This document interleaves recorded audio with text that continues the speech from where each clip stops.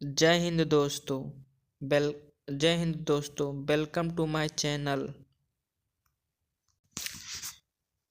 UP board Hindi माध्यम के 2025 की तैयारी के लिए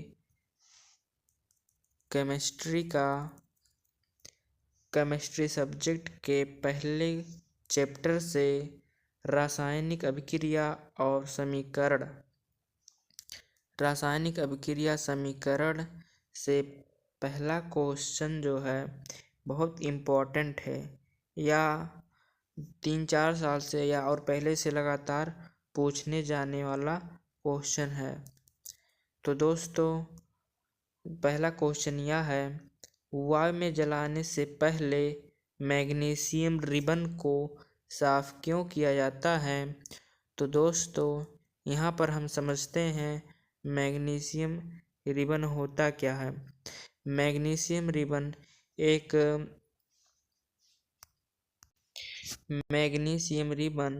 कोई केमिकल है। तो इस केमिकल को जलाने से पहले उसकी परत को साफ कर लिया जाता है। तो दोस्तों, वायु में जलाने से पहले मैग्नीशियम रिबन को साफ इसलिए किया जाता है ताकि जलते समय पूरी तरह वायु के संपर्क में रहे। तो दोस्तों, यहाँ वायु का मतलब है ऑक्सीजन।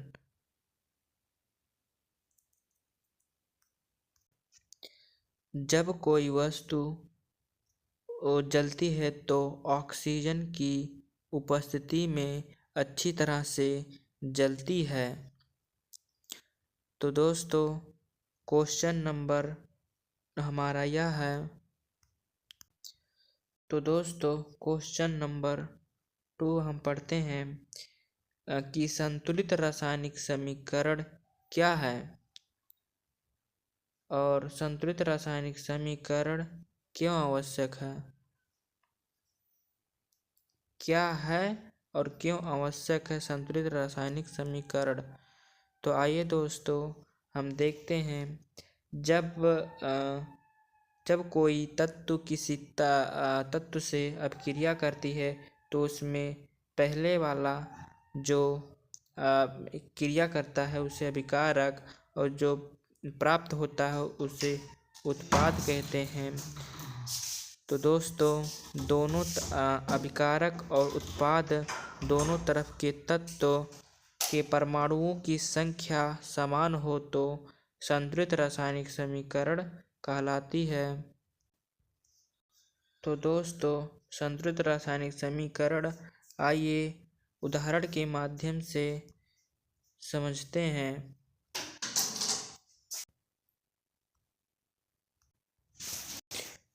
तो दोस्तों, संतुलित रासायनिक समीकरण का उदाहरण मान लेते हैं, हाइड्रोजन और क्लोरीन से क्रिया कराने पर हाइड्रोजन क्लोराइड HCl प्राप्त होता है।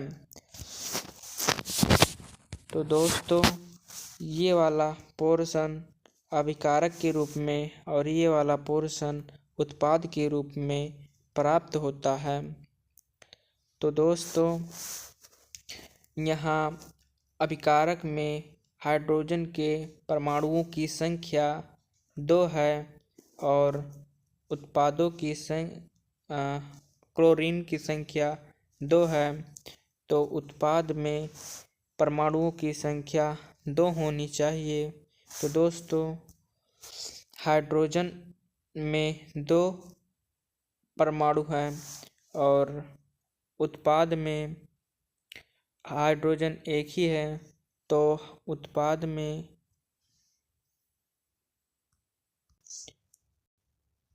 तो दोस्तों, हाइड्रोजन अभिकारक में जितना हाइड्रोजन और उत्पाद में उतने ही हाइड्रोजन होने चाहिए, और जितना अभिकारक में क्लोरीन है उतना उत्पाद में ही क्लोरीन होना चाहिए।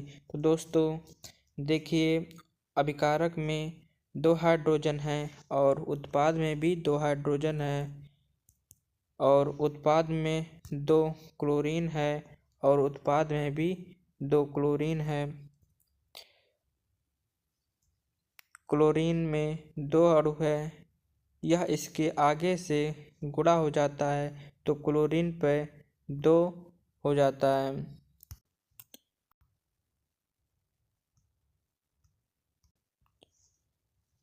तो दोस्तों, संतुलित रासायनिक समीकरण क्यों आवश्यक है, आइए पढ़ते हैं। द्रव्यमान संरक्षण के नियम को संतुष्ट करने के लिए रासायनिक समीकरण को संतुलित किया जाता है। तो दोस्तों, द्रव्यमान संरक्षण के नियम को संतुष्ट करने के लिए रासायनिक समीकरण को संतुलित किया जाता है। जैसे उदाहरण के लिए, जैसे नाइट्रोजन और हाइड्रोजन से मिलकर अमोनियम का निर्माण किया जाता है। तो अभिकारक में नाइट्रोजन 2 अणु है और उत्पाद में नाइट्रोजन 2 अणु है, और अभिकारक में हाइड्रोजन 6 अणु हैं और उत्पाद में नाइट्रोजन भी 6 अणु है। क्योंकि यहाँ 2 आगे है तो हाइड्रोजन 3 है तो 2 तियाँ 6 हो जाता है। तो हाइड्रोजन पर 6 अणु 6 हाइड्रोजन 6 अणु है और अभिकारक में भी 6 अणु हैं, 2 तियाँ 6 हो जाता है।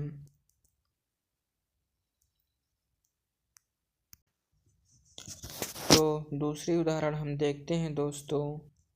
दूसरे उदाहरण में दिया है हाइड्रोजन सल्फाइड और ऑक्सीजन से मिलकर जल और सल्फर डाइऑक्साइड का निर्माण होता है।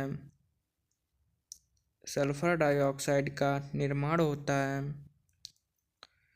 तो दोस्तों देखिए, अभिकारक में हाइड्रोजन पर हाइड्रोजन के 4 अणु हैं और उत्पाद में हाइड्रोजन पे 4 अणु हैं, और सल्फर पर अभिकारक में 2 अणु हैं। क्योंकि 2 आगे है तो 2 सल्फर पे भी होगा, और उत्पाद में भी सल्फर पर 2 अणु हैं, और ऑक्सीजन पर उत्पाद अभिकारक में 6 अणु हैं तो उत्पाद में भी 6 अणु हैं। यहाँ पर ऑक्सीजन पे 4 अणु है और यहाँ पर 2 है तो 2 + 4 6 हो जाता है। तो दोस्तों, हम तीसरा उदाहरण देखने जा रहे हैं। तीसरे उदाहरण में दिया है पोटेशियम और जल से क्रिया करने पर पोटेशियम हाइड्रोक्साइड और हाइड्रोजन का निर्माण होता है। तो दोस्तों, अभिकारक में पोटेशियम के 2 अणु और उत्पाद में पोटेशियम के 2 अणु, और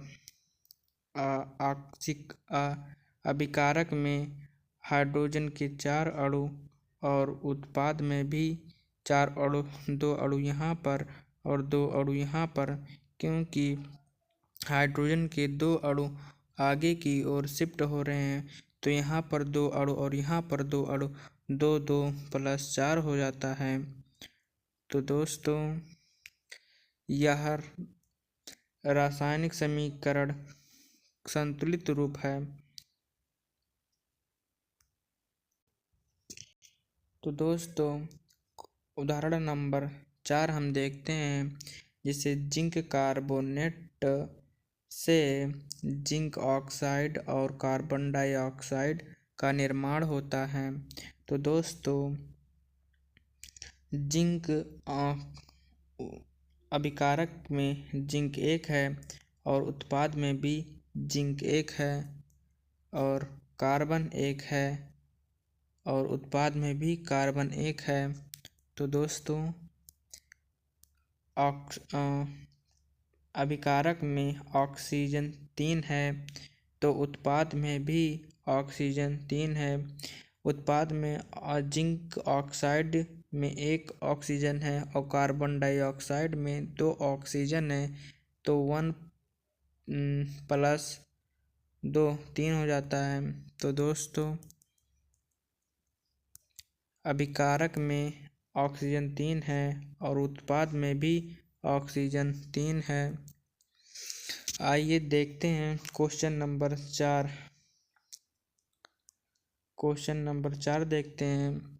तो दोस्तों क्वेश्चन नंबर 4 हमको ऊष्माक्षेपी और ऊष्माशोषी अभिक्रिया दिया है। तो दोस्तों ऊष्माक्षेपी अभिक्रिया ये अभिक्रिया होती है, ये अभिक्रिया जिसमें उत्पादों को बनाने पर ऊष्मा मुक्त होती है। तो दोस्तों जब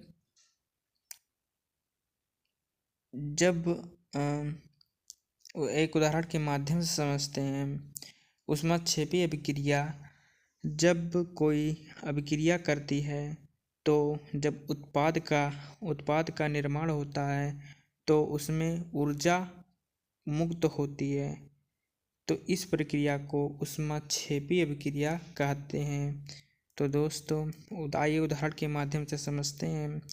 जब कार्बन और ऑक्सीजन की अभिक्रिया कराई जाती है तो इसमें कार्बन डाइऑक्साइड प्लस ऊष्मा का निर्माण होता है। तो दोस्तों प्लास्टिक एक कार्बन है और वायु की उपस्थिति मतलब ऑक्सीजन की उपस्थिति में जलाई जाती है। तो इसमें जो जलाने के बाद धुआं जो है कार्बन डाइऑक्साइड और जो हमको गर्म लगती है उसे ऊष्मा के रूप में किया जाता है। तो इस अभिक्रिया को ऊष्माक्षेपी अभिक्रिया कहते हैं। तो दोस्तों क्वेश्चन नंबर उदाहरण नंबर 2 में देखते हैं। जब ग्लूकोज अणु को तोड़ा जाता है तो हमको कार्बन डाइऑक्साइड और जल का निर्माण होता है। तो दोस्तों जब हम रन करते हैं या दौड़ते हैं तो हमारे अंदर ग्लूकोज का निर्माण होता है या टूटता है। ग्लूकोज टूटता है तो हमको ऑक्सीजन की अधिक आवश्यकता होती है, इसलिए हम हाँफने लगते हैं और इससे कार्बन डाइऑक्साइड प्राप्त होता है और हमें जल की भी आवश्यकता होती है। दौड़ते समय हमको प्यास लग जाती है और सांस लेने में दिक्कत होती है। तो दोस्तों ऊष्माशोषी अभिक्रिया यह होती है, ये अभिक्रिया जिसमें उत्पादों के बनने पर ऊष्मा अवशोषित होती है ऊष्माशोषी अभिक्रिया कहलाती है।